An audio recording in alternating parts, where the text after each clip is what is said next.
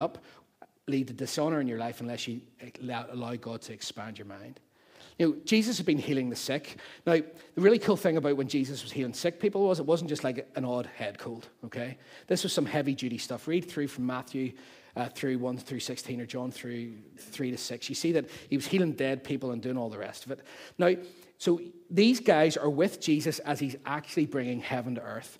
Now, we're also told that the context here is that the Passover feast is imminent.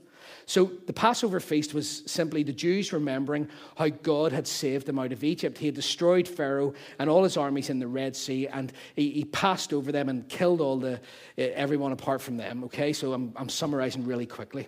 So here's the context for Philip and Andrew. Not only as good God-fearing Jews are they it's the festival of remembering God's deliverance just about on them. That's the context of this. But they're actually with Jesus himself as he is demonstrating God releasing people. Okay?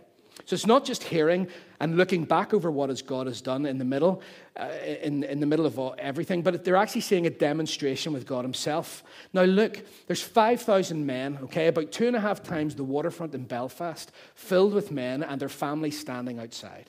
Kids, women. And they need fed. Now let's look at Philip very quickly. Let me remind you that the disciples were just ordinary men. They were not, men of great learning. They were not men of great standing. They were ordinary fellas. And what we see in Philip is he had a pauper mentality that would have robbed him of a great miracle. Now, I love the way that Jesus plays with him a little. Because Philip comes along and goes, all these men are starving. All these families are starving. What are we going to do? And Jesus goes, I don't know. What are you coming to me for? I can't think that's quite funny. Because if you can't go to Jesus and find out, imagine Jesus going, I don't know. What do you think? I don't know. And probably had a laugh. But Philip assesses the situation based on something very, very simple.